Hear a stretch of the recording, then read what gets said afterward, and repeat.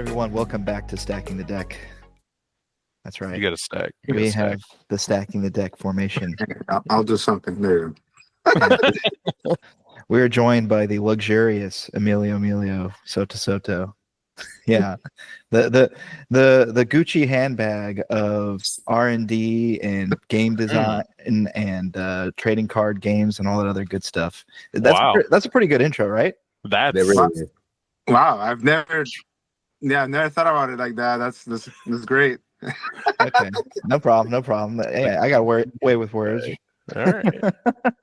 I mean, you're presenting a very tall order. You know, if he's the Gucci handbag of the trading card R&D world, you know, that's a pretty, high accolade. So yeah, I'm like the Target bag. Oh no! He didn't clarify where that Gucci bag is found, right? So there's definitely a variety, but let's just leave it there. Yeah, this one's found out your LGS, so it might not be incredibly authentic, but you know what would go hard would be like a designer teaming up with a deck box company. That would be cool. Louis Vuitton X Card Pro. So funny you mentioned that. They're doing some Pokemon deck boxes that are in like a famous Italian leather company coming up. They're like $150 a piece, but that's actually a thing.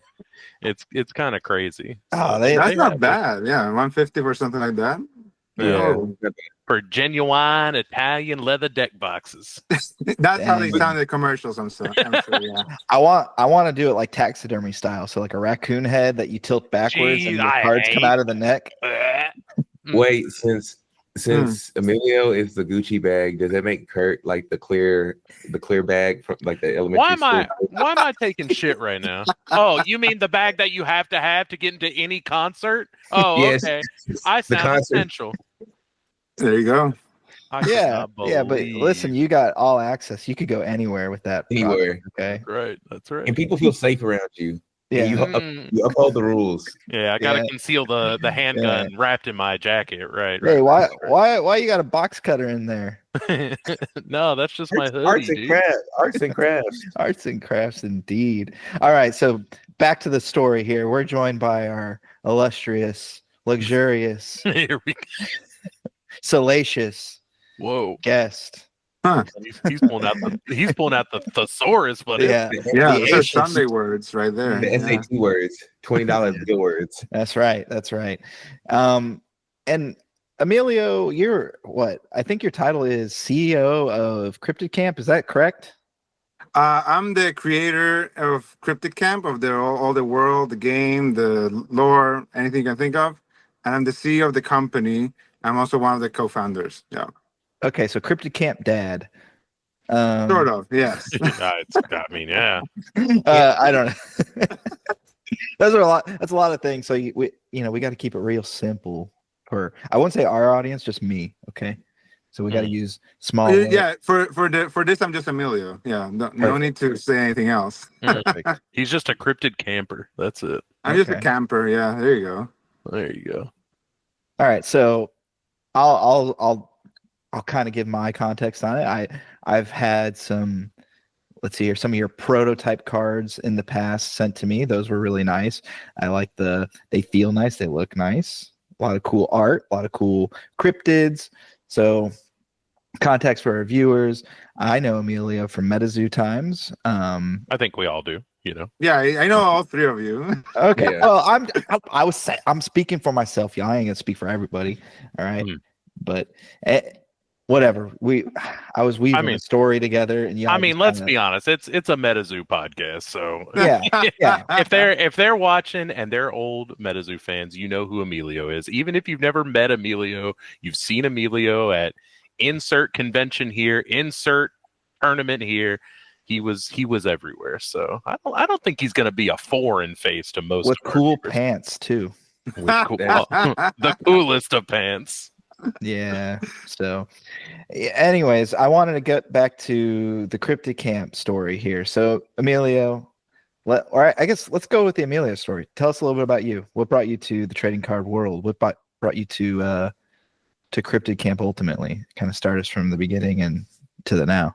Ultimately, wow, that's a long story, but let me just I'll We got summarize as three much and a as I half minutes. can.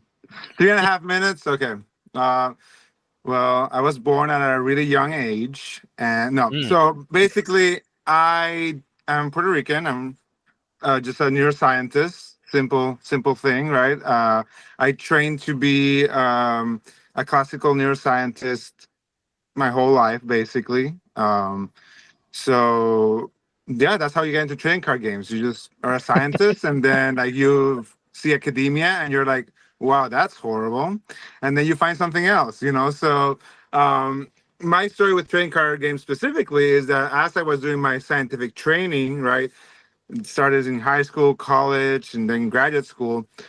That was basically what everyone was playing. Were trading cards, starting with collecting Pokemon in elementary school or playing Yu-Gi-Oh, which was my main thing. I'm almost ashamed to say it. No, I'm joking.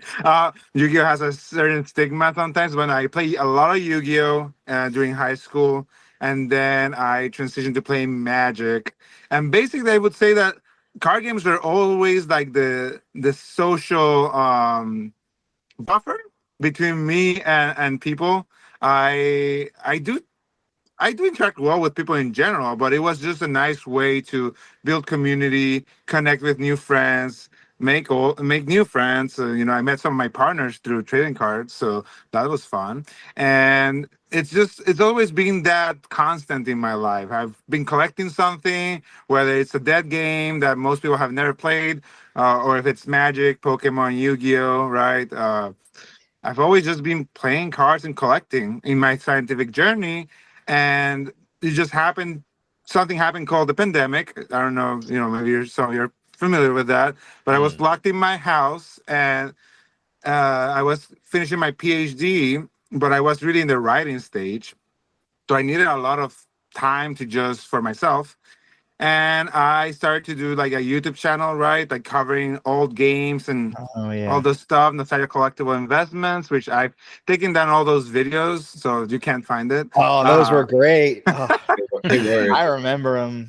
Yeah. I just look so different in all of them that one day when I'm okay with all the crazy camera angles and just silly things I was doing, I'll put them up. But regardless of that whole story, I did start to delve more into TCGs. And while I was scouting dead card games for my channel, I found actually Metazoo, and which looked like a dead card game, and then fulfilled its destiny, I guess. And the thing is that I then got into Metazoo early, like Kickstarter days, and I lived near game castles. So I could actually go to the store and buy some Kickstarter boxes. And then I just evolved from being involved in the Metazoo community to being a playtester to then being at events to then becoming part of R&D to then become the head of R&D and be more, you know, in all the things that I was involved, streaming, giving out promos, building the booths and just a lot of like that sort of like the meat and potatoes of building Metazoo. And of course then everything fell down the stairs suddenly without no notice, right? Like we literally found out when everyone found out. It was like Crazy. maybe like 30 minutes before Mike was like, oh, by the way, I'm gonna make an announcement that we're gonna close the company in 30 minutes. And like, what? And then he just like erased the staff chat, so we couldn't even respond to that. And then he posted the announcement. So that was great. I had transitioned from academia into full time medicine at that point, so it was just a very big blow for me and anyone that was involved, whether it was a community member, a fan, but obviously at a different level, the people like me that were actually working there, but obviously didn't have a lot of access to the behind the scenes that led to the whole disaster. And then that is my story up to before Cryptic Camp. And then after that happened, I was obviously very happy and mentally stable. So I needed some time to kind of like recover. And I did. And in that recovery time, as I was then applying to jobs and academia again and dreading every moment of it because academia, once again, like that's a whole story. Like I've been involved I've published my papers, I did my thesis, I've managed programs in academia, I've trained students, I've taught for now a decade. So I know a lot about it, and enough that I know that you can't do what I want to do from inside structure, especially at Berkeley. I went to UC Berkeley, which is very how do you call it? Unflexible in Yeah. terms of their structure. It's a big school, top Rigid. #1 university in the world, whatever, and it's just there's not a lot of flexibility in what you can do. So I was just tired, and I didn't want to go back. And in all that scouting, then I stumbled upon Emma and Bailey, uh, which then started the whole Cryptid Camp saga, which I can go more into detail, of course, but that is the story until Cryptid Camp. Yeah. Okay, cool. Yeah, it's good to get some of that context because basically the way I remember it going down is like the Metazoo imploded. Okay, and like a lot of us, the Metazoo community being as small as it was, it's like a lot of people just have relationships with the staff too, right? So just from going to events or whatever it was, you're in some capacity, like you knew a lot of the community members and players, and not just you, but like Logan and Fajir and all those guys. So it's like when, I guess when that closed, a lot of people just sort of, it's just kind of like a weird sign, like, what do we do? Where do we go from here? And it's been interesting just seeing everybody kind of like, find new things or start exploring new hobbies, or just kind of like what everybody's projected towards, since then. So again, it's just really good to kind of get some of that background on that. I guess for me with Cryptid Camp too, it's like one thing I noticed is that once I forget when it was announced. Do you know when like the first announcement was that Cryptid Camp was, I guess, coming out? Well, the conversations and sort of posts about it, something happening, right? It was summer 2024. Yeah. Okay. Yeah. June, around June. Yeah.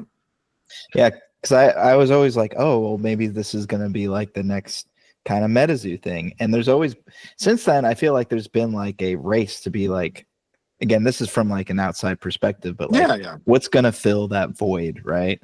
And I think everybody's been looking for something that feels kind of like Metazoo, but not like Well, the big part just removing all the shitty people that were doing bad things, maybe like, but otherwise, like, there was something about the community that people liked, and there was something about maybe the unpolished nature of. It's so hard to nail down what it was that people even liked about Metazoo, because from a 10,000 foot view, there wasn't like a lot there, but there was something to it. Again, I don't know what that. Of course. I think the pandemic had a lot to do with it, to be honest, and that's why I don't think anything will ever be like the original Metazoo because of that reason, right? You have a global event that's going to shape who you are, and it's going to expose you to a product when you were locked in your room or your house, and then you build a community through Discord based on that product on a time that is sensitive and formative, right? It's going to create a large footprint of loyal followers that then just keeps building as community grows, right? However that is, whether it's through like Nightfall or like a diabolical Japanese kitty, like whatever it was, like, like it just kept adding to the community, but it has a very strong foundation on really of a horrible event that everyone was locked out and found something cool and new and nostalgic. So that's my take on Metazoo, and someone that's been outside, inside, and outside when they didn't exist anymore. For me, it was a lot of that, right? You can never point to one single thing, but definitely that was there. And I would say, without any regrets, that the second part was promising stuff that never happened, right? So you had like a perfect concoction of like trauma bonded people that were bonded in a pandemic, a product that was doing well somehow financially, right? It's a secondary market, and then you had people to talk about it. So for me, like when people say like raised to be Metazoo, it's like, I hope I'm never Metazoo, because Metazoo was never anything. Like if you're honest with yourself, right?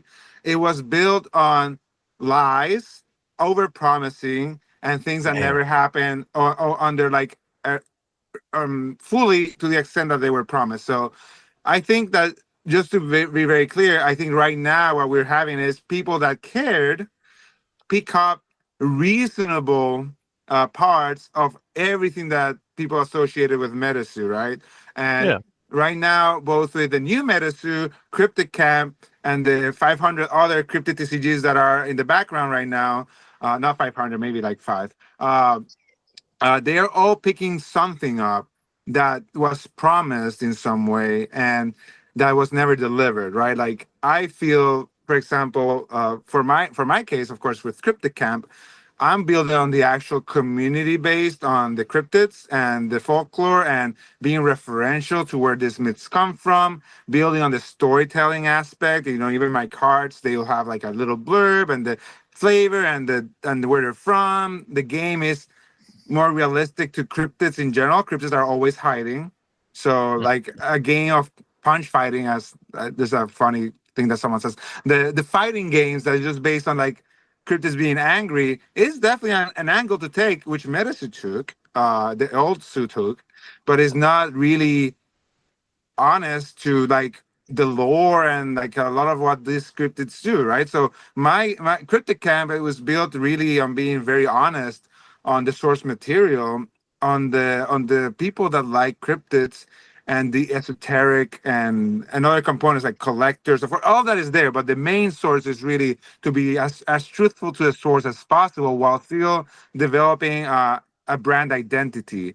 And that's really our goal. And I think, you know, Musu like is very, very committed, I feel, to to that more like grandiose, like that big name, right? Like brand, like they want to be a brand name. They're doing amazing work with their art. They're using also all resources possible to do that, like digital art, for example, which we don't use, right? Because we do traditional art, which is more related to some aspect that I can cover later. But again, they're using all the resources to try to do that big lights brand name that some of the Metasuit community wanted, right? So it's really, for me, it's been exciting personally to see how Cryptica has grown and also how Metasuit keeps growing under new leadership and management. Because let's be honest, even with a team of 40 people that they have, they're still like being very careful on what they're producing because they know better and they want to really at least deliver on this aspect that they're trying to develop. And same with us. Like, I'm not trying to say that we're gonna do a tower tournament with $100,000 and we're not doing that. That's Dang not it, the aspect that Emilio. we care about. sorry Man. for anyone, trigger warning, tower payments. The thing is that yeah, I feel like everyone's really picking up the pieces and creating something that's sustainable. And there's other players right now in the market that are gonna come out soon, right? That are also taking different aspects. And yeah, the big Quick, picture, that's something that's always in my mind these days. Yeah. Man. quick question, Emilio. I love how you broke it down in a very academic way of kind of like maybe using your experience in academia to kind of maybe justify or even glare into that, because I've never thought about it. Like everybody bonded over not having a lot of outside communication. We kind of connected through Discord, and we had this like nostalgic feeling with a card game that had Pokemon-esque art with, I mean, with all intents and purposes, some value behind it. Do you think that was like a black swan event that kind of rolled in and kind of set Metazoo into the position that it did? Like, it shouldn't really have happened, but I don't know if did you ever watch Rocket Power? Yes, I did. You remember the episode where Otto was trying to do the one trick on the ramp and the tennis ball hit the skateboard and he happened to land it, but he could never hit it ever again in life? Yes. Okay. So do you feel like because of COVID and because of like Pokemon blowing up and everybody wanting that nostalgic feeling of getting into something that could have been the next Pokemon, do you think that that's what kind of set the Kickstarter and Metazoo into the position that it did? I think it was a big part of it. Of course, the Kickstarter of Metazoo failed. Like it was like how much? 18,000, 20,000, right? It was like It was like yeah, compared and failing the comparison of what it grew to be like within a year, right? Right. So it was a lot of things, and I do think that the trigger was the emotionality of that Black Swan like pandemic event. Of course, since then we've had lots of Black Swan events, but none of them that have locked us out and changed society the way the pandemic did. You know? Okay. Awesome. Thanks for that. Yeah. I wanna touch on a little bit too. You emphasized, and I remember this in the beginning of Cryptid Camp starting, the emphasis on community and being together. I think that social aspect, just for trading cards, like you said, that's a big outlet for a lot of traditionally like nerdy people, quote unquote. Is you got to have a topic to gather and do stuff. And how are you guys? Because I remember that big emphasis on community in the beginning, but how is Cryptid Camp? And I know we haven't really talked too much about what Cryptid Camp is now, but how do you guys kind of set yourself apart in that community aspect? Like, what do you guys do? Well, the first thing we did was that we did have a Discord for a very short while at the start. I remember. Then we closed it. You were there. I remember. Yep. And now we've opened it again, right? And the thing about building community is that you have to be smart about who you're building with.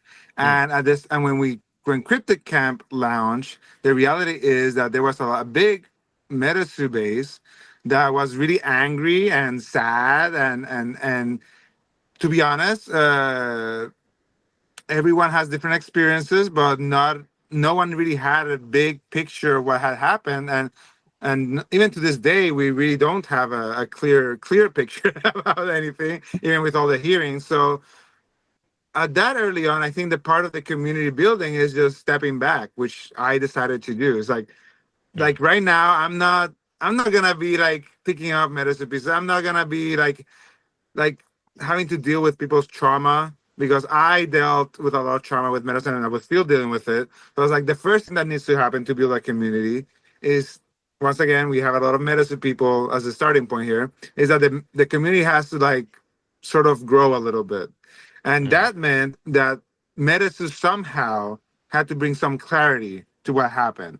People had to put their expectations elsewhere. People had to realize, hey, Metazoo was a lot of like smokes and mirrors, and a lot some things that sort of grabbed old Metazoo, right? I'm going to be clear, smokes and mirrors, and things that sort of worked, things that didn't, and you have to sort of accept that in a whatever shape and form, and stop trying to look for a carbon copy in something else. Like that was completely unreasonable, right? And I think that at that point, people needed to sort of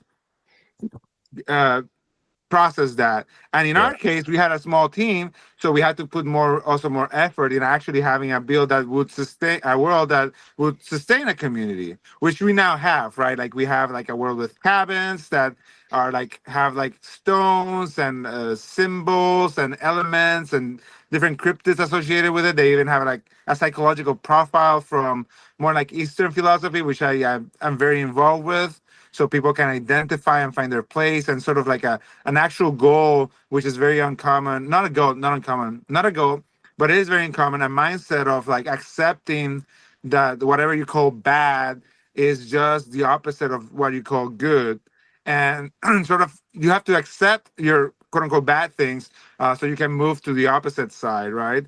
And when you're dealing with people that think that they're good only because just cause, or bad because just cause, then you create, to be honest, a lot of the very popular narrative in Western culture, right? Oh, this person is just bad, so they're horrible, and this person was always just good, so they're great. So regardless, it's just the bigger context of giving those tools to people, some new tools as well, so they can build community based on something new. And also, I've also created some paths in Cryptid Camp to basically say what we not only say that everyone's welcome, but to provide tracks on how to be part of it, right? So besides the cabins, we also have the collector path, for the people that just want to rip past, chase after cards, and whatever it is, or just look at cards that they like. We have also the esoteric path, which is more my thing, right? Like, what's the deeper meaning of these things? Outdoors for the people that just like to explore nature and cryptids and or just animals, right? uh, Artist, and we have two more paths that I'm blanking on right now. But basically, it's just something. It's like the bigger components of our community, and Mm. basically something that I did learn with Metazoo, which was very interesting. Also, was that people that are looking for community are sometimes looking for permission to build the community, which is very strange in when you think about it. But when you think about fourth wall effect, when you think about the goofiness that of old Sioux events, Mm. there's a lot of people that were just looking for permission to be silly and enjoy something in a different way.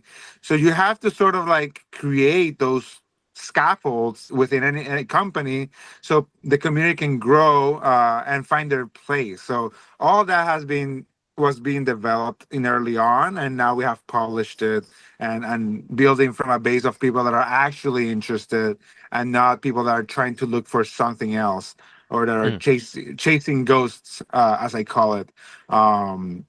Yes. It sounds like you've done a lot of work to get your like ideal customer profile sort of shaped. Like you, at this point, you have a little bit of an idea of who you're talking to and the kind of people that might be interested in your product and what you're offering. Could you sort of outline any, basically any of your approaches to marketing that have and haven't worked so well for you, or maybe where you like to head? Um, that could be helpful for other potential people that are even in a startup phase where, maybe some of the pitfalls and again, what has and hasn't worked and where you'd like to go. Yeah, I think in terms of what has or hasn't worked, like we've seen a very steady increase in terms of like, from Kickstarter to our first holiday product to then our Valentine's product to then like our monthly promo. So the growth has been there, but it's definitely more like a community-based approach. Like we're not trying to advertise like crazy. It's more like, hey, the people that find us through the events that we started going, like Mothman Festival, Loveland Frogman Festival, CrypticCon, the Collecticons that we went last year and this year, right? Which we're sponsoring all the Collecticons, starting with Miami. It's just really just getting out there as much as you can. There's no the marketing world, I am blessed that I live in an area in California and I'm part of a community that has a lot of older people and people that have made a lot of money and have like huge companies, like actual companies. And I say actual companies meaning like something outside of like the Metazoo community, the Metazoo like trading card company, right? Like just like lawyers, like people that worked on like getting like rights for workers when they were working on the railroads in California, people that own like a full floors in San Francisco for different services. And I am blessed to know that marketing, you can have many plans with marketing. You can have all the studies that you want to have. You can have all the past success with certain tactics. And that just doesn't guarantee anything because everything is changing so much right now, right? That it's really just about getting out there. And all that we're doing is being in the conventions that we know have cryptid lovers, being in the conventions that we know have collectors, building our Instagram, now building our Discord, and just making those connections with, once again, the community that we think might enjoy cryptids. But other than that, I wouldn't. That we did bad, that we did different or bad or good. It's hard to say other than, when you have more money, you can blast more, more marketing.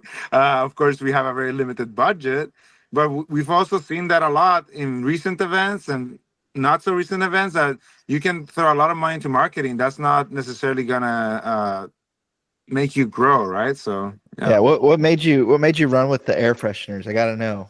So air fresheners, well, that's actual data on like what yeah. sells. Air fresheners sell a lot. They're very Mm. popular right now.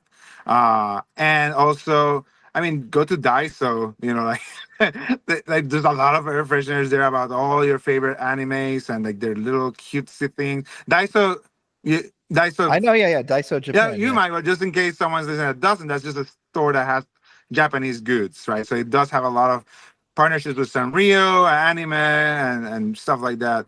So it's just something very current that people like, and we say let's put our cryptids on it. We have a great price on manufacturing on them. So in the worst case, they're a great advertisement to just give to people, and it's like, hey, Very true. there you go. This smells and hopefully good. Hopefully you like it. Also has a cool cryptid. It has our website and the name of the cryptid, and maybe it'll help you connect. And I've been in Puerto Rico now for 9 days, and I can tell you an example. I went to a place called Chupacabra Cafe. Very good. And as you can imagine, they're themed around the Chupacabra. And I just gave them 10 of the Chupacabra air fresheners, and they all freaked out. And they're like, oh, like, do we like sell this and then give you money, like consignment deal? I was like, no, like, let's talk about it, and we can provide you with some so you can test them out with your customers. And he tried them out over the weekend. It's a brunch spot, and then we just talked today about placing an order for their fans. So it's just that type of connection, and thinking about marketing in different ways as well. The whole world is built on stones, camping, cryptids, right? So there's a lot of venues, and another venue that I'm exploring as someone that, as again, that likes the esoteric, and I collect stones and mineral. It's really like mineral and stone shows, because those shows have people that love to collect things, people that love the esoteric meanings, and love like stones, right? All things that are in our game. And it's a sector that many TCGs just can't enter, because they either have I don't want to call them dumb, because I don't want to feel judgmental, but that's how I feel. But it's that when they make choices about stones in their games, like diamonds, rubies, sapphires, emeralds, it's like, that's great. Very expensive, very inaccessible, very sort of generic. And then when you build a world with stones that that people in the stone world collect, and they have very deep meanings, that you have another sort of marketing or another hook to your game, that I'm going to try out at a few of these mineral shows that they're mineral shows, but they also have this esoteric aspect, right? And that's going to be exciting. And that kind of like growth is really what I'm focused on on the company with everyone else, right? But that's really more like my angle in terms of trying to expand from a classical TCG audience, and not expand like leave them behind, but just like grow. That's why behind me you have one of the cabins, which has there you go, made out yeah. of made out of obsidian. Yeah, I already know that archetype's busted. I don't even What do I you mean, mean? What do you if Emilio's mean? behind it and it's a dark card, it's got it. I mean, I don't know what you're talking about. yeah. Let's Look, talk about gameplay a little bit too. Well, Dark go Dark ahead. Tower was always great. Dark Tower was always great. Yeah, tell us a little bit about gameplay though. So what's maybe you're not the best person to ask for this, because you'll give a very academic answer, but the TCG audience, we're simple folks to an extent, but like every game kind of has its elevator pitch, right? So for me, Metazoo is like, oh, it's vintage unset Magic. There's another, the other games are like, oh, well, this is basically Marvel Snap, or this is this. Do you think there's any kind of like gameplay elevator pitch that you could give to somebody at an LGS that might somewhat describe Cryptid Camp? Yeah, I mean, the thing is that there's not many grid-based games that are old and known at the same time, right? But yeah, it is a grid-based game, and it's basically based on exploration, movement. It has an element of bluff, because everything starts face down, so there's always a component of bluff in the game. And basically, it has that it's overused and overplayed, but when something has a grid, people say chess, right? But it does have a tactical component of movement, putting your pieces, moving them around, and accessing the spaces of your opponent to gain your goal in the game, which is evidence, right? And you gain the 10 evidence, and you win the game. So, grid, move around, bluff, placing things face down and try to gather that evidence. And that's for people that like more like other details, like it's a resource-based game. So we have the lantern resource, but we have a separate deck for it, which you customize. So you can have any mix of lanterns or factions in that deck, but you draw one each turn from that deck. So you're guaranteed your resource. So I'm cutting a little bit of the thing that works because it is a manipulation tactic. It's like psychological manipulation when you mix your resources with your deck and you play and you have some sort of level of interest. Half of you is like, oh, did I not get my resource? Like, is my deck not working because I don't have the resource? And then you spend time thinking about it, and then you like play again, and it hooks you for people that are perfectionists, right? So we don't have that. Like, so you're gonna be able to play your cards. Your resource deck is separate. Your main deck has only playable cards, and we even have like a commander-esque aspect that you have your favorite cryptid always accessible, but just once per game, right? So it's not like Commander that keeps coming back. You can play it once and be smart about it, right? So those are the main aspects, and I were to summarize it in a one set, in a sentence, I think it's hard, but yeah, grid-based game based on exploration and gaining the evidence about the existence of cryptids, right? With a major bluff component. That's my favorite part of early Yu-Gi-Oh, right? Placing cards face down, traps, not knowing what was going to happen. And that is why the game has that almost, it's forced, right? Like you need to play things face down. There's not an option to not do that for the cryptids and traps. So yeah. Trap House, the game. I mean, it sounds fun. Do you guys have any type of organized play or constructed play that's either in the works or is already happening? I know your presence at conventions, right? But not necessarily. I haven't heard about tournaments. Is that something that is already happening and I'm just not aware of it, or is it something that's in the future? What do you guys have in terms of gameplay? Because right, you can build a great card game, and people can love it. They can collect it, but you know as well as all of us know that if people don't play your game, it's not going to go anywhere. So what sort of plans do you guys have for either constructed play, organized play? I love hearing about OP. I love hearing about organized play. If a game doesn't have it, then it don't interest me. So what plans do you guys have, if not already, for organized play? Well, the reality with organized play is that we do have a structure that we want to roll out when we have enough people to roll it out. And that's very important, right? I think it is sort of premature to just say, hey, this is our organized play structure when you have 200 backers in a Kickstarter, right? And I think that that is basically what we're rolling. We're rolling to wait first that the community gets their product. We have our TTS module, so people start learning the game. And then once the upcoming events, we actually do have learn to play, so people start learning. And as the interest grow, we can grow, through our first online tournament and start from there, right? But it's not cheap also to develop the organized play structure to sustain it, to sustain in a sustainable way. So my aspect with everything is really you have to grow it there. And first we need people to be interested, people to test the game, the TTS, then to try their cards in person and move from there. But, we have presence in various collecticons. So as it goes, maybe the play event, the way I see it going is really the learn to play evolves into pods in which I think that's where I met Easton for sure. And it was pods of Nightfall starter decks, the release decks. So you start with the pods at your events that that gets people the sense of playing, the win structure and whatever. Then when that is going well, then you can organize your first actual tournament, which probably will be based around the starter decks, right?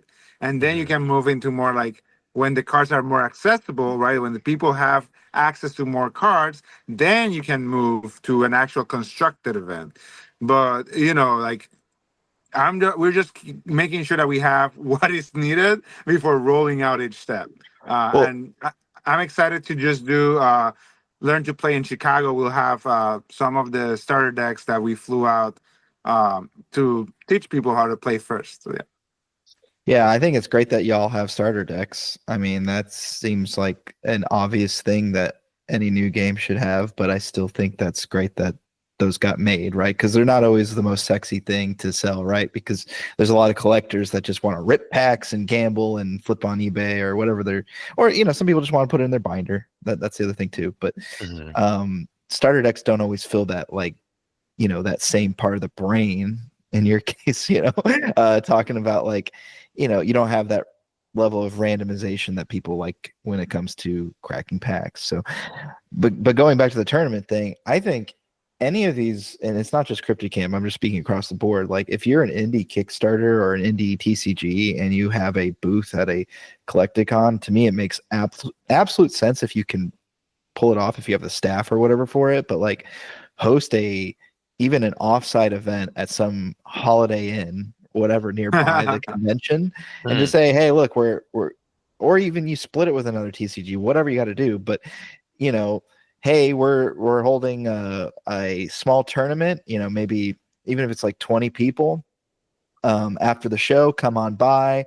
Winner of the tournament gets a special it could be a trophy card or whatever, air quotes trophy, right? So maybe it's not one of one or something crazy, but something that makes people want to go not only spend the time to play the game, so they're learning to play the game, and they're also maybe buying the product to play the game, but then they have the opportunity to win something kind of cool associated with it. But again, a full OP thing, I get that. That's a big undertaking, totally worthwhile in the long run, in my opinion, as well, Kurt. Oh yeah. In regards to just the Collecticon TCGs, when I see some of the, when I don't see any tournaments tied to the Collecticons, it always just seems like a missed opportunity, right? You have kind of a captive audience. All these people are in this area for just cards. It wouldn't be too much of an ask to try to get them to play the cards, or maybe if they want a pack or a promo, they have to go to learn to play. I don't know. Something like that. There's lots of approaches to it for sure. I think first you need the decks, which we only we only flew you need the cards, right? We flew in I think four decks. That's what we were managed to get in, and that will be good for learn to play. But once we have the actual decks, which we printed enough to be able to do this type of events, we'll be able to do those pods, and those pods can be a tournament, which, as that was very successful. It's a very successful way because everyone's in a same playing field. The people that then get the idea that these decks are pre-made, I can make it better, and then I have to see the cards, and it starts the engagement when you have everyone in the same playing field, right? As collectors and players, I'm sure you all know or have experienced that there's people that buy cards to make decks just with the idea that they can beat more people with it, even if they never play, right? So there's a lot of just the idea that I can win. The idea that you have access to making the deck that you want, so then you have a binder with all the cards. I did that for Yu-Gi-Oh! All my through high school. I wanted to have all the cards just to have accessibility to build any deck that I wanted to play with my friends. So. Just the fact that you went through your sort of organized play, your constructed play timeline, even if it's not implemented now. I could tell you have an idea of what you guys want to do. Just whenever you implement it is going to, you understand that. But I knew just from you started talking about it, you're like, okay, yeah, he has a plan. He's got a plan. And that's really just what I want to see in any new card game, right? Is I just need to see a plan. It doesn't have to be, in the next 3 months. It doesn't have to be even this year. And even if your communication isn't, external with Cryptid Camp currently, I know that that this is going to happen and this is how I'm going to do it. And that's like your number one confidence booster of saying like, all right, well, if it's coming, then I'm in. I'll start I'm all for it. brewing. I'll start buying. I'll Exactly. start. Yeah. Just a small. I mean, we haven't released this. If you know me, I'm a very careful individual, and we haven't even sold stuff that we don't have in hand, except for the Kickstarter because that's how Kickstarter works. But for all the other products, until I have it in my hand, I don't talk about it. But I will say there's 10 promos that I already made for this year. One of them is a player path promo. And that will be attainable if you learn how to play at our events when this promo lands. But it's a really cute alt art, actually by Emily Nancy, and it's gonna be fun. You know, learn to play, and you'll get that promo, maybe some other stuff. But once That's again, awesome. I am very careful, especially after seeing what happened with Metazoo and just in life in general. I don't like to, and with all this tariffs and stuff going on, like shipping and ships being sunk and all this stuff, like you can't you can't really count on anything until it's here. So, but there's plans. We have promos made for events, not only the learn to play tournaments, depending on the number of people, whatever events we do, but for the other aspects of Cryptid Camp as well, right? There's promos for a lot of cool stuff, because that was also a cool part of like just any early game, right?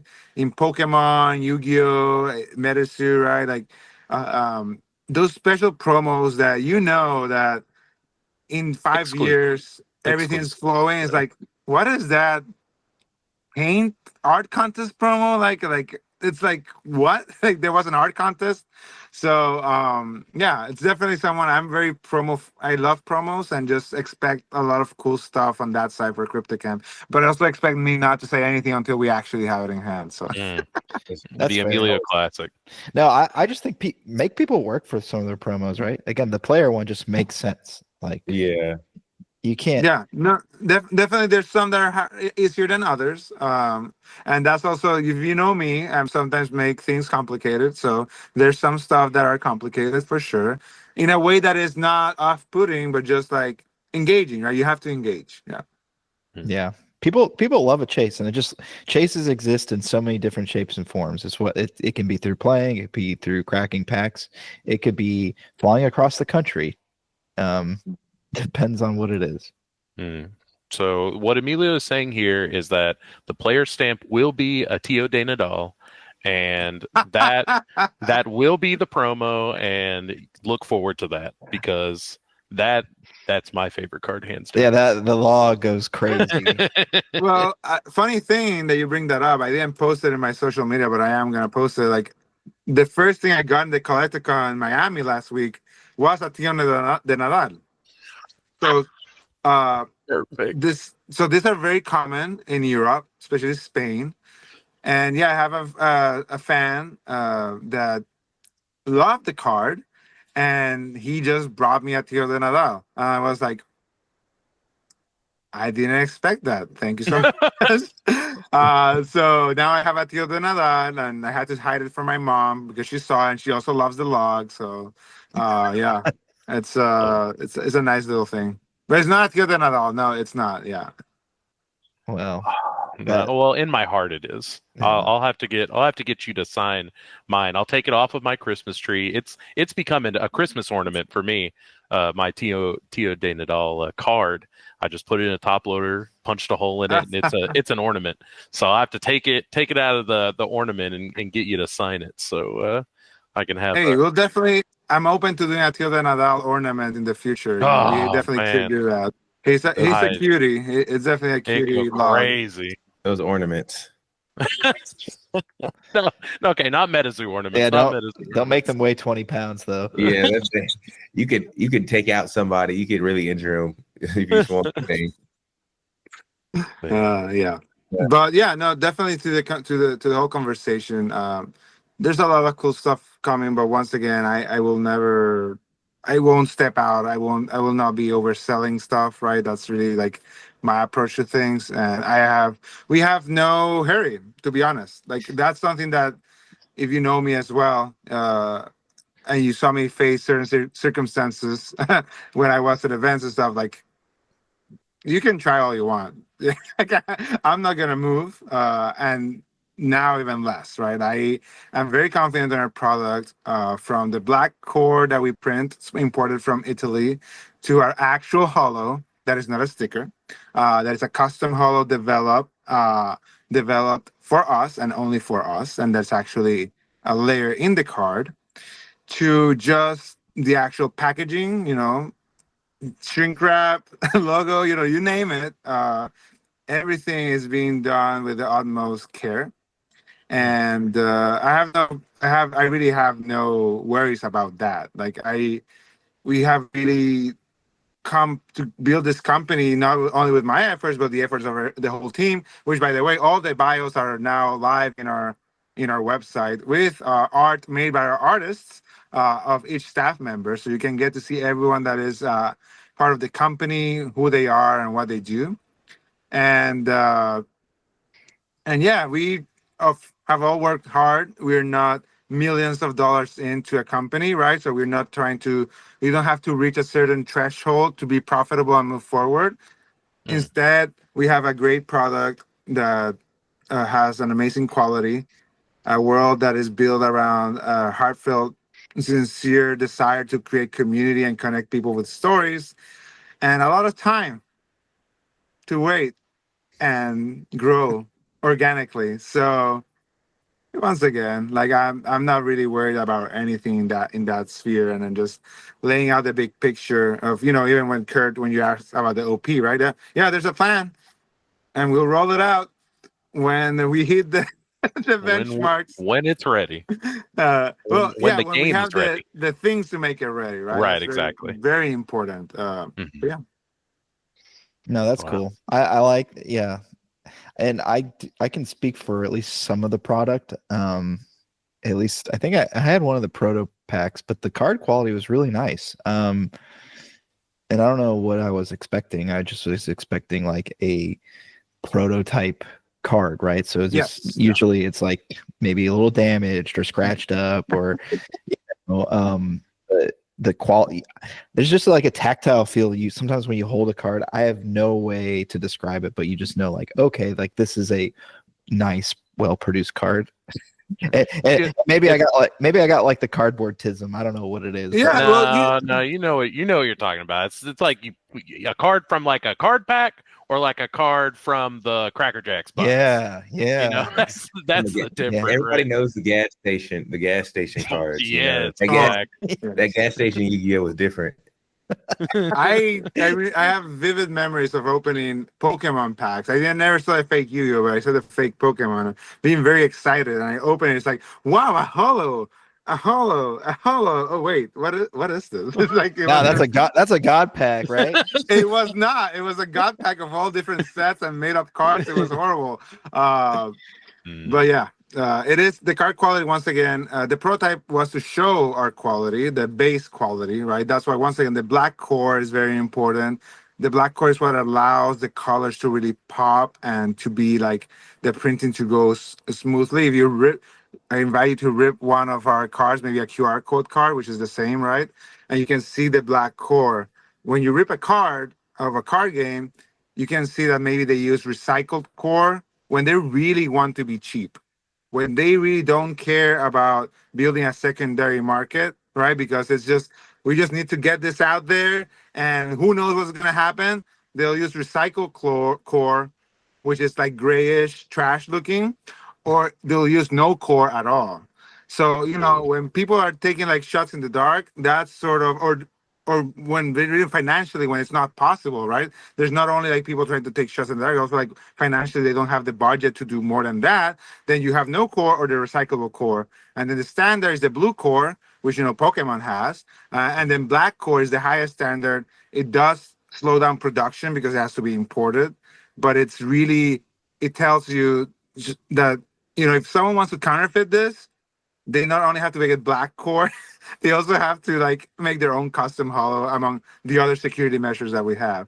So I would invite anyone listening, right, in terms of like when you look back at your games and the history of games that you have, you can even just take a common card, right, and rip it and see the history of like what the product was, how the product was done. Yeah. We'll start tearing up some Metazoo cards. How funny is that? How at the beginning of the episode we talked about Emilio being the Gucci handbag, the genuine Italian, The and now bougie. we got genuine Italian import cord. He said, "This isn't black core." It's at it. Oh, that's hilarious. That's really funny. So where I guess how can people get Cryptid Camp? I think that's the next question here. Yeah. Yes.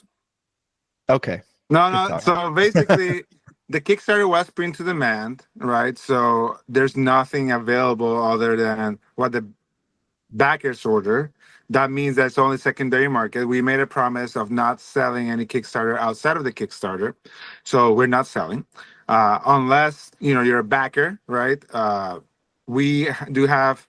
Once again, we want to reward the people that actually believed in us, and we like last week, for example, we did publish in January our minimum order quantities, which we had to order because printers have demands, especially when we make the deals that we made as a company to get really good prices. That comes with minimum order quantities. So based on that and based on our orders, we allow our backers and only our backers to order more if they wanted to order more.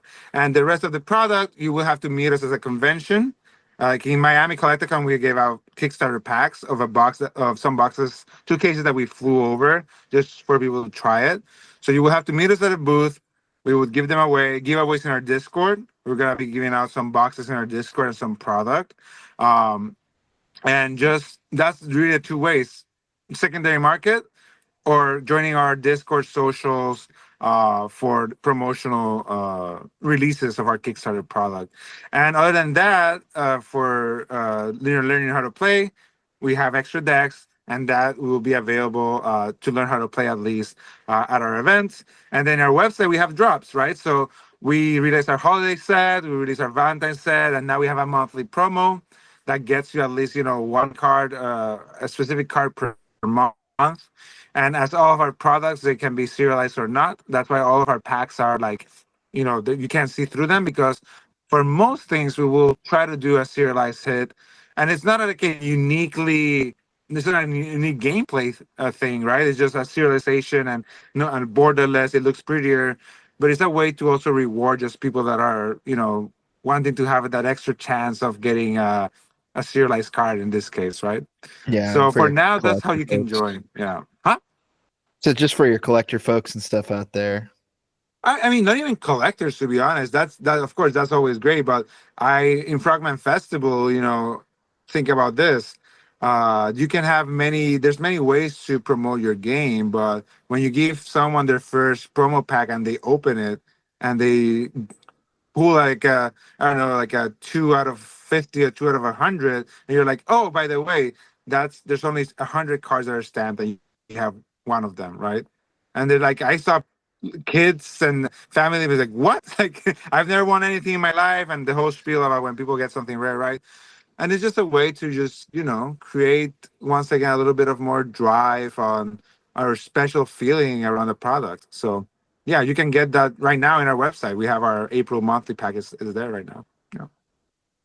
All right, And there's cool. gonna be future releases, of course. Once again, as I told you, until there's something's fully done, I'm not gonna talk about it. But we do have like 3 more drops for this year that are like sets of varying degrees. So that will be accessible through our website.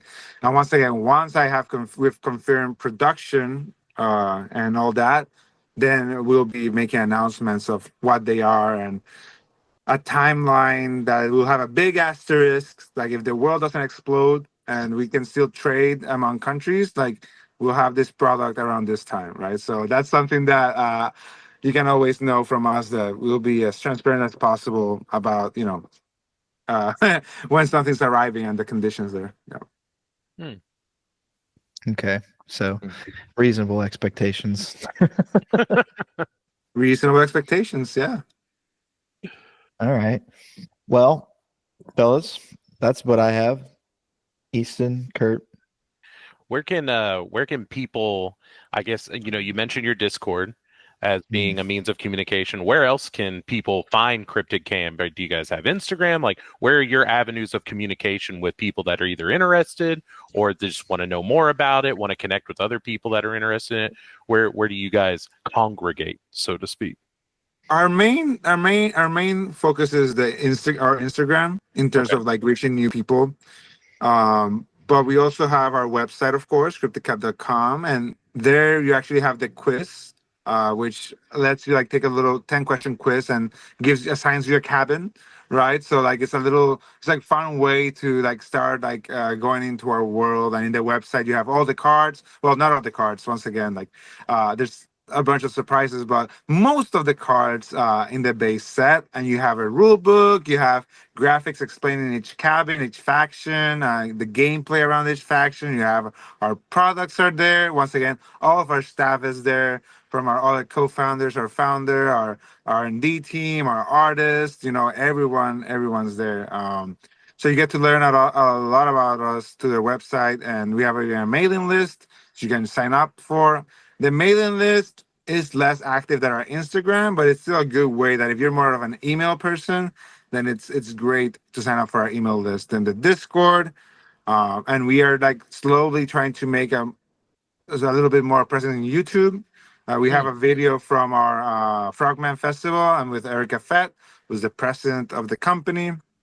And we were talking about our experience at the Love and Frogman Festival. We're gonna be uploading also our first box opening, which was done in Erica Fett's Twitch, and that was tons of fun. And we're cleaning up the video so we can upload it to YouTube so people can see what a Cryptid Camp box opening looks like. Yeah, Perfect. so you can Awesome. find us all over. And it's just Cryptid Camp everywhere. Nothing crazy, nothing special, just Cryptid Camp. Yeah, it's Cryptid Camp at Cryptid Camp. Yeah. Perfect. Sometimes it's Cryptid Camp TCG, but it's not the handle. So but it's Cryptid Camp on most stuff. Yeah. Perfect. Sounds good. Yeah. Any other questions that you all wanted to chat about? I'm No. just looking at your questions that you sent. So- Yeah, we went off. I mean, we went off the rip. That's kind of how I roll. Yeah, sorry. No. Sorry, I'm just opening it up. I'm happy to respond to anything else. Right. I did want to say thank you for hopping on and like also sharing quite a bit of information about Cryptid Camp, as well as kind of like some of your thoughts and kind of opinions, and even some of the more, I guess, educated things considering around TCGs and Cryptid Camp and kind of how it got to be. I mean, that's incredible. And I think that you're also kind of in this area where you were a part of a game that was in the Kickstarter golden age, but also creating and building one from scratch. And so that's no easy feat. And that's a big kudos to you and your entire team. Oh, thanks. And I'm glad to see all of you. I mean, I've seen you through the past years. So Yeah, it's good to chat in a different setting, and hopefully everyone's doing well after everything that has happened. And yeah, I'm just very happy to get connected again with the community in general, and just connect with new people as well. I do feel, once again, the topic of cryptids, the esoteric, and all this stuff was something that was underdeveloped under the old Metazoo umbrella. And once again, that's really my core focus here, is to develop it further, because there's so much that goes into these stories. And even if you just want to play the game or learn about them or both, it's just so rich. And there's no need, in my view, to not do a company that's connecting everyone with all these stories, both in real life and within the lore. Because at the end of the day here, like, all these cryptids are not trademarkable. No one owns them. And they are as generic in a way in terms of usage as a dragon, an elf, a warrior. That many games are based on that. So it's just been underutilized until Metazoo, to be honest. And now there's lots of people that are going to be giving their little take on this once again, creatures that are not owned by anyone or any one name. So it's very important to keep that at heart. And just I'm excited to see what comes out. Both from Cryptic Camp and any other franchises that are gonna develop all these cool stories. Yeah, I've said this with like several times now, but I think there's more room in this space than people.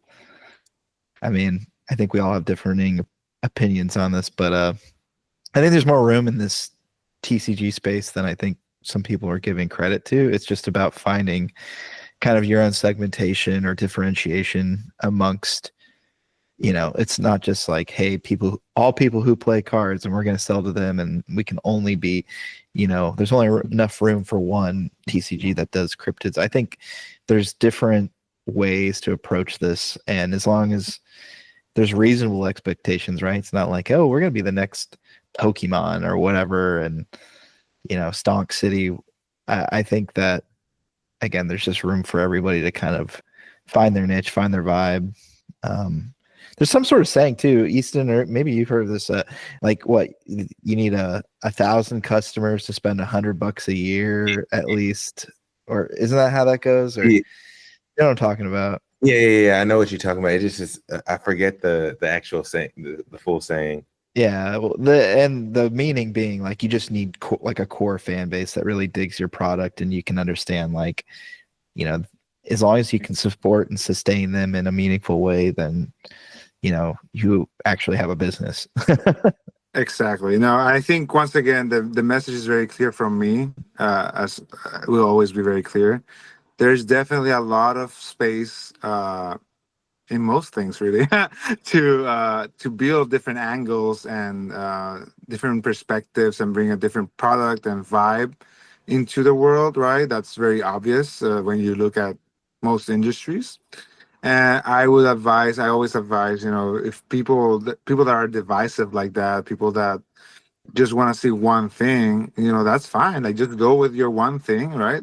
And do and be happy. Like, it's very strange to me that the strong emotions that have come out of for example of opening Cryptic Camp, right? Because that has been really really strange at the start specifically.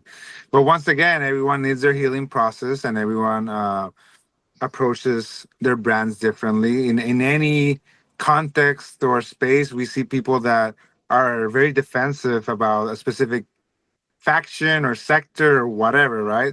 So it's bound to happen in any space. But I would say for the people listening, like, you just do whatever is sustainable with your mental health, right? I've seen a lot of stuff that are definitely not don't look very sustainable, and I wish everyone the best of luck with their mental health when sustaining very unhealthy patterns. So it's a journey. We're all growing for sure. Oh, Yeah. The salt caverns are very unhealthy if you stay there too long. What is that? What is it? The place no of idea. sunshine and rainbows. Do they sell salt there? Like, I mean, that sounds very lucrative. Yeah, that sounds By the boatload. It's a type of mineral that yeah. there could be the salt cabin. Okay, April Fool said we'll do a salt-based archetype. You That have sounds to good. have a salt cabin. If y'all have a salt cabin, that would be the greatest. Yeah, if y'all had like an unhinged set and it's like the salt cabin, That'd be crazy. It'd be yeah. No, I really have no idea what you're talking about, but it does sound it sounds like you're gonna die of thirst or something. I don't know. Salt caverns. That sounds very, very difficult. Yeah. Yeah. Lot of pretzels in there. Oh, Let me tell pretzels. you. Yeah. I love pretzels. Yeah. Yeah, I like pretzels too. All twisted, and they're still a twisted thing and salty, and And they're can't make the versatile. end. They're versatile. You can do like honey mustard. You can do I mean, you can dress it up however you want to. Yeah, I'm a big pretzels. I like salt on my margarita. I'm just built that kind of way. What are y'all talking about? No. Amelia, I do like pretzels and margaritas. Yeah. Great. Does anybody do tahini on their marg? You ever had any of those? Yeah, I've heard about it. Okay.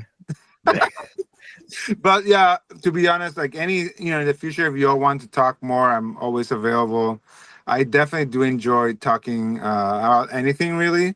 That's really the vibe also of Cryptic Camp in general. So, in the future, if you all want to learn more about everyone that's involved, because there is a lot of people involved, right? They're all doing different things.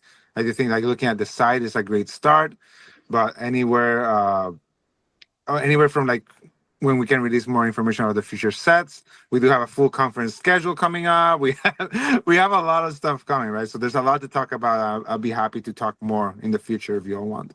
Yeah, let's keep in touch, Yeah. and we'll very likely see you or somebody affiliated with y'all at one of these upcoming Collecticons, I reckon. I'll be at Chicago. I'll be at Chicago for sure, and any Collecticon that we have a booth, which is Chicago, New Jersey, Houston, San Antonio. Yeah, those four we'll have a booth, so I'll be there. And there's multiple dates for Houston and New Jersey, but the actual ones that will be there are posted on our website. And then all the others will have a representative at the Collecticon booth, since we are sponsors of the event. And there we'll be giving out a special promo for the event. So each Collecticon gets one promo. But again, the pack can be reversed, full haul, or serialized. So yeah. I might be the representative one in some of those, but not in all of them for sure. All right. Well, we're gonna have to find you down. Emilio can also be a bit of a cryptid too, so I'm definitely a cryptid. Yeah. In hiding. All right. Well, Emilio, I don't know if you want to sign off with us, but thank you everyone for listening. Thank you for stacking the deck with us. You got to stack the deck. Yeah. He did the thing. All right. Okay. Cool. All right, y'all. Take it easy. Until next time. See you, gang. Thank you. Bye. Take care, everyone. See ya.